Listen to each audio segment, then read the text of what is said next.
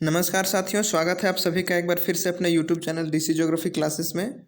यदि चैनल पर नए हैं तो चैनल को सब्सक्राइब कर लीजिए और बेल आइकन को प्रेस कर लीजिए ताकि हर नई वीडियो की नोटिफिकेशन आप तक आसानी से पहुंचती रहे। तो चलिए शुरू करते हैं आज का सेशन। और आज के सेशन में हम लोग बात करने वाले हैं एनटीए यूजीसी नेट का जो प्रीवियस ईयर क्वेश्चंस है उस क्वेश्चंस को हम लोग यूनिट वाइज कवर कर रहे हैं। और ये जो क्वेश्चंस है ये एनटीए यूजीसी नेट में 2004 से 2020 के बीच जो क्वेश्चंस पूछे गए हैं उन क्वेश्चंस को हमने यूनिट वाइज करके कवर कर रहे हैं। तो इस सेशन में हम लोग बात करेंगे जियोमॉर्फोलॉजी यानी भू आकृति विज्ञान से संबंधित प्रीवियस ईयर क्वेश्चंस के बारे में, जो कि 2004 से 2020 के बीच पूछे गए हैं। ओके, तो अभी तक हम लोगों ने 3 लेसन्स कर चुके हैं और इस सीरीज को हमने नाम दिया है T20 सीरीज, क्योंकि एक दिन में हम लोग 20 क्वेश्चंस को कवर करते हैं, तो इसलिए इस सीरीज़ का नाम भी T20 रखा गया। और अभी जो सीजन चल रहा है IPL का 2020 का, तो उसको ध्यान में रखते हुए भी इस सीरीज़ का नाम T20 सीरीज रखा गया है ताकि हम लोग कम समय में अधिक से अधिक चीज़ों को देख सकें और समझ सकें। ओके, तो चलिए शुरू करते हैं आज का सेशन। और सबसे पहला जो प्रश्न है आपके स्क्रीन के ऊपर वो है कि निम्नलिखित में से कौन सा सक्रिय ज्वालामुखी के विश्व वितरण को सही ढंग से वर्णित करता है। ऑप्शन है आपके सामने। यह युवा मुर्दार पर्वत श्रृंखला से संबंध पाए जाते हैं। ऑप्शन बी है यह नदी के बाढ़ वाले मैदान में होते हैं। नेक्स्ट है यह पुराने क्षमित पहाड़ की श्रृंखला से संबंध होते हैं। और ऑप्शन डी है यह समुद्र बेसिन के आसपास श्रृंखला बनाने को अभिमुख होते हैं। तो क्या होगा करेक्ट आंसर आपको बताना है। और एक चीज़ और, इसका तो डिस्कस हम लोग करेंगे ही क्वेश्चंस का, आप वीडियो को पॉज करके इसके आंसर को अपने खुद से एक बार देने का कोशिश करेंगे ताकि आपको भी पता चल पाए कि आप जो प्रश्न का आंसर कर रहे हैं क्या वो सही है या फिर गलत। तो जो ये प्रश्न है इसका जो करेक्ट आंसर है वो है ऑप्शन नंबर डी। ठीक है, इसका ऑप्शन नंबर डी है, यह समुद्र बेसिन के आसपास श्रृंखला बनाने को अभिमुख होते हैं। ओके, नेक्स्ट क्वेश्चन देखते हैं। माउंट सेंट हेलेंस विश्व के किस भाग में अवस्थित है। ऑप्शन है संयुक्त राज्य अमेरिका, बी है जावा सागर, सी है अंडमान सागर, डी है एजियन सागर। क्या होगा करेक्ट आंसर। तो इसका जो करेक्ट आंसर है ऑप्शन नंबर ए है, संयुक्त राज्य अमेरिका। ओके, जब आप नॉर्थ अमेरिका यानी उत्तरी अमेरिका का मैप को देखेंगे, ठीक है, तो उत्तरी अमेरिका का मैप जो है वो कुछ इस प्रकार से आपको देखने को मिल जाएगा। तो सेंट हेलेंस जो ज्वालामुखी है वो आपको यहाँ पे देखने को मिल जाएगा संयुक्त राज्य अमेरिका में। ठीक है, इस जो पर्वत श्रृंखला का विस्तार इसमें जो पाया जाता है इसमें कई सारे ज्वालामुखी पर्वत हैं, उसी में एक आपका है माउंट सेंट हेलेंस जो कि USA में है। नेक्स्ट क्वेश्चन देखते हैं। निम्नलिखित में से कौन सा परिध्रुवीय, क्वेश्चंस को देखिएगा, परिध्रुवीय पूछा जा रहा है, प्रशांत ज्वालामुखी पट्टी का भाग नहीं है। ठीक है, तो ऑप्शन है एल्यूशियन द्वीप समूह, मिंडानाओ द्वीप समूह, एजोर्स द्वीप समूह और सखालिन द्वीप समूह।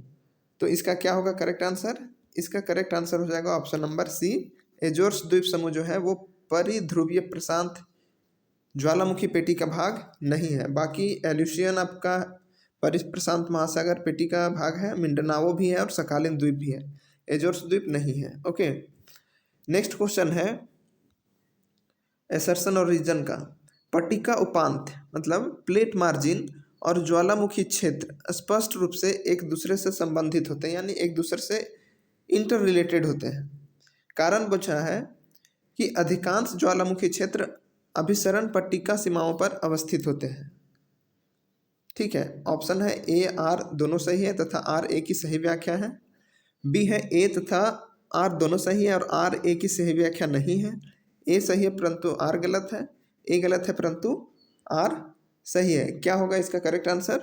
तो इसका करेक्ट आंसर है आपका ऑप्शन नंबर ए, दोनों सही है और एक दूसरे की व्याख्या भी कर रहे हैं। ओके, जो प्लेट मार्जिन है उसमें और जो वॉल्केनिक एक्टिविटी वाले क्षेत्र होते हैं, इसमें इन दोनों में गहरा रिलेशन है, गहरा संबंध होता है। ठीक है, जिस भी क्षेत्र में प्लेट मार्जिन मिलेगा उसके आसपास आपको वॉल्केनिक एरिया जरूर देखने को मिलेंगे। ठीक है, और फिर पूछ रहा है कारण में कि अधिकांश ज्वालामुखी क्षेत्र अभिसरण पेटिका सीमाओं पर स्थित है। ये भी सही है, जब तक अभिसरण क्षेत्र सीमा पर स्थित नहीं होगा उस क्षेत्र में ज्वालामुखी क्रिया हो ही नहीं सकती।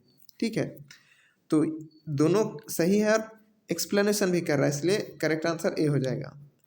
नेक्स्ट है ज्वालामुखी गतिविधियों और प्लेट किनारों के बीच घनिष्ठ संबंध है। कारण बोल रहा है विश्व के अधिकांश ज्वालामुखी अभिसारी पट्टिका उपांत से संबंधित है। ठीक है, तो क्या होगा इसका करेक्ट आंसर आपको बताना है। क्वेश्चंस को ध्यान से समझिएगा कि ज्वालामुखी गतिविधि यानी वॉल्केनिक एक्टिविटी और प्लेट किनारे जो प्लेट मार्जिन्स है उसके बीच गहरा संबंध है। ठीक है, विश्व के अधिकांश ज्वालामुखी अभिसारी पट्टिका से संबंधित है, तो ये भी सही है और वही क्वेश्चंस रिपीट हुआ है। ठीक है, 2 बार कई सारे क्वेश्चंस रिपीट हुए हैं, तो इसका जो करेक्ट आंसर है ऑप्शन नंबर ए है। ओके, नेक्स्ट क्वेश्चन देखते हैं हम लोग।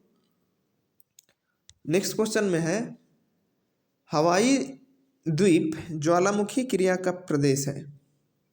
हवाई द्वीप ज्वालामुखी क्रिया का प्रदेश है। ओके, कथन है, स्टेटमेंट है, इसका रीजन दिया हुआ है अभिसरित प्लेट सीमाएं ज्वालामुखी उद्गारों के स्थल हैं।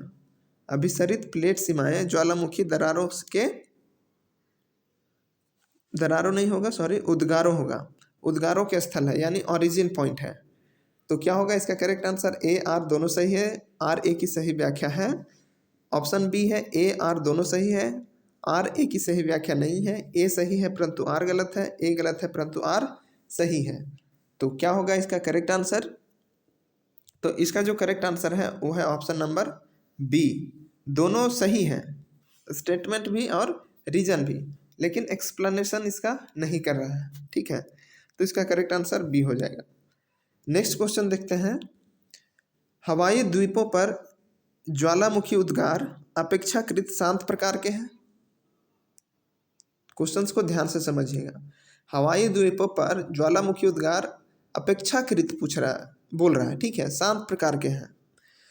फिर कारण में बोल रहा है कम सांद्र लावा का उद्गार शांत होता है। कम सांद्र लावा, ठीक है, कम सांद्र लावा का जो उद्गार होता है वो शांत होता है, इसलिए जो हवाई द्वीप में ज्वालामुखी उद्गार होता है वो शांत प्रकार का होता है। दोनों सही है और एक्सप्लेनेशन भी कर रहा है, इसलिए इसका करेक्ट आंसर ए हो जाएगा। ओके, नेक्स्ट क्वेश्चन देखते हैं।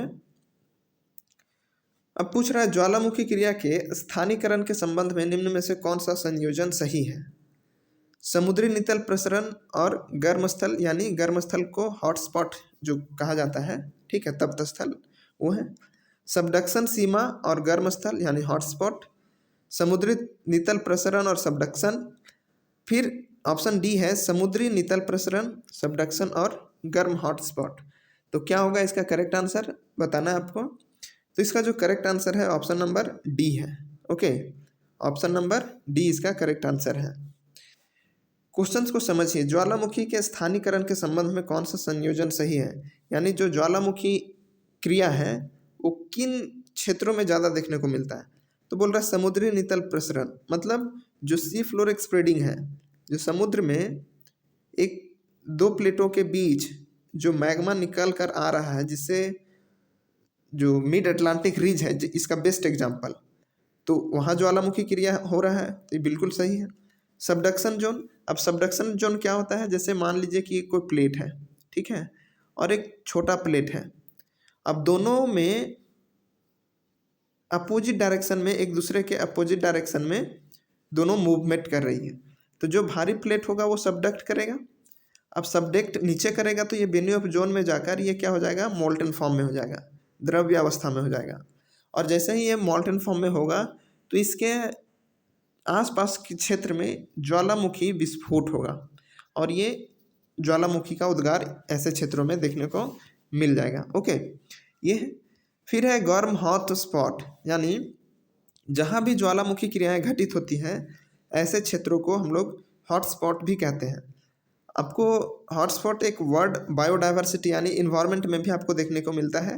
तो यहाँ जो वॉल्केनिक एक्टिविटी का जो स्पॉट्स होता है उसको हॉटस्पॉट के रूप में कंसिडर किया गया है। तो इसका जो करेक्ट आंसर है वो है आपका ऑप्शन नंबर डी। ओके, यानी सी फ्लोर स्प्रेडिंग भी इससे संबंधित है, सबडक्शन भी और हॉटस्पॉट भी। तो करेक्ट आंसर क्या हो जाएगा? Option number D. Next question देखते हैं। निम्नलिखित में से कौन से भूकंप तरंगे अधिकेंद्र पर अधिक विध्वंसक होती हैं? अधिकेंद्र पर कौन सी भूकंपीय तरंगे विध्वंसक होती है? ठीक है, तो एस तरंगे, एल तरंगे, आर तरंगे और पी तरंगे क्या होंगी? इसका सही आंसर क्या होगा आपको बताना है। तो इसका जो करेक्ट आंसर है वो आपका ऑप्शन नंबर बी है, एल वेव। ठीक है, जो लॉन्गिट्यूडनल वेव होता है वो सबसे विध्वंसकारी होता है। ओके, सबसे जो पहले तरंग आती है वो पी वेव होती है। सपोज ये हमारी पृथ्वी है, ठीक है। अब यहाँ से जो भूकंप है उसका उद्गार हो रहा है, यहाँ से भूकंप उद्गार हो रहा है। अब भूकंप सबसे पहले जहाँ महसूस किया जाएगा, ठीक है, इस क्षेत्र में जो लहर उत्पन्न होगी उसको पी वेव, प्राइमरी वेव, ठीक है। उसके बाद जो सेकेंड में आएगा वो सेकेंडरी वेव और जो लास्ट में आएगा वो एल वेव, ये सबसे घातक होता है। ओके, नेक्स्ट क्वेश्चन देखते हैं और इसमें मैच द फॉलोइंग है, आपको मैच करना है। एक बार क्वेश्चंस को देख लीजिए। आपको एक तरफ भूआकृतिक यानी जियोमॉर्फी हजार्ड मिलेगा आपको, यानी आपदा, प्राकृतिक आपदा, और एक तरफ उसका जो कौन सा क्षेत्र उससे प्रभावित रहा और किस वर्ष। तो ये दोनों को आपको मैच करना है। तो एक बार देख लीजिए क्वेश्चंस को। इसका जो आंसर एनटीए ने माना था वो ऑप्शन डी को माना था, ठीक है। जहाँ तक मुझे लगता है कि ऑप्शन डी गलत है। भ्रंशन के कारण इन्होंने गुजरात का भूकंप माना था, ठीक है। फिर जो ज्वालामुखी यानी वॉल्केनिक एक्टिविटी है उसके कारण इन्होंने कैलिफोर्निया का भूकंप को माना था। देन यूनान का भूकंप जो आया था वो द्रव स्थैतिक दबाव के कारण आया था और प्लेट खिसकने के कारण क्राकाटोवा का भूकंप आया था। ओके, लेकिन हमारे हिसाब से ये क्वेश्चंस का फ्रेमिंग ही गलत है।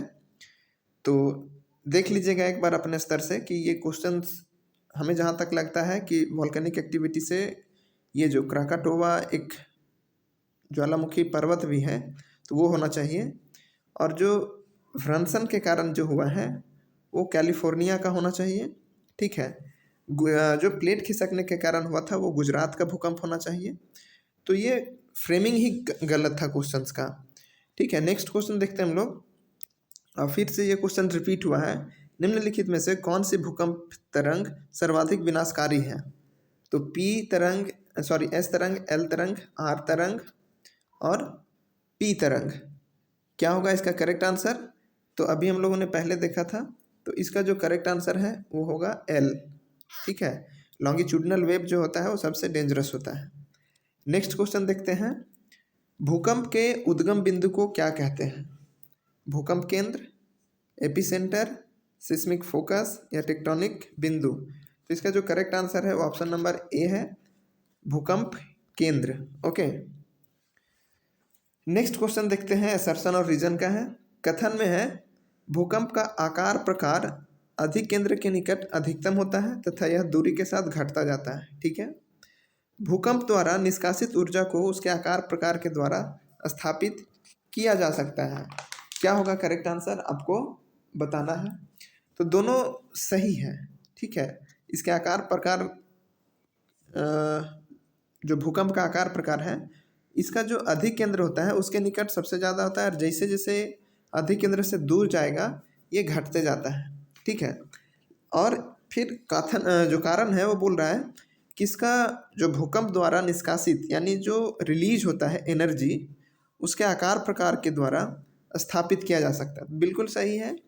तो इसका जो करेक्ट आंसर है ऑप्शन नंबर ए है, दोनों सही है और इसका एक्सप्लेनेशन भी कर रहा है। ओके, नेक्स्ट क्वेश्चन देखते हैं।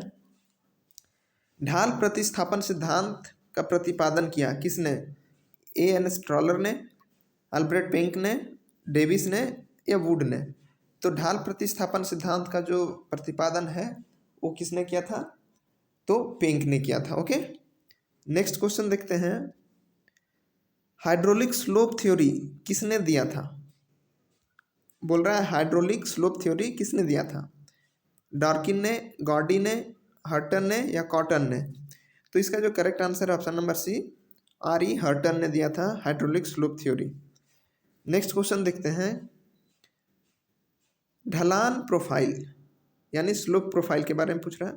उत्थापन क्रिया की परिस्थितियों के अनुसार उत्तल, समतल या मोड़दार, या कभी कभी यहाँ नतोदर लिख देगा, ठीक है, नतोदर होती है, यह किसने कहा था? तो स्टेटमेंट को ध्यान से देखिए। तो ये जो स्टेटमेंट है वो पेंक का है, डेविस का है, जॉनसन का है या वुड का है? तो ये स्टेटमेंट वुड का है। ओके, नेक्स्ट क्वेश्चन देखते हैं। पैन प्लेन शब्द का अर्थ है, ठीक है, वातीय अपर्दन से निर्मित समतल सतह। वातीय मतलब वायु द्वारा। ऑप्शन बी है बाढ़कृत मैदानों को जोड़ने से निर्मित मैदान। ऑप्शन सी है वृद्धावस्था में नदी चक्र द्वारा निर्मित समतल सतह। ऑप्शन डी है मानवीय हस्तक्षेप से निर्मित समतल सतह। तो क्या होगा इसका करेक्ट आंसर? इसका करेक्ट आंसर हो जाएगा बाढ़कृत मैदानों को जोड़ने से निर्मित मैदान जो बनता है उसको हम लोग पैन प्लेन कहते हैं। तो एक चीज़ आपको कमेंट बॉक्स में और बताना है कि पैन प्लेन का कॉन्सेप्ट दिया किसने था, ठीक है, जो पैन प्लेन का कॉन्सेप्ट है वो किसने दिया था वो आपको कमेंट बॉक्स में बताना है। ओके, नेक्स्ट क्वेश्चन देखते हैं। पेडिमेंट निर्माण के पार्श्व समतलन सिद्धांत को किसने प्रस्तावित किया था? मैकगी, गिलबर्ट, लॉसन या डेविस?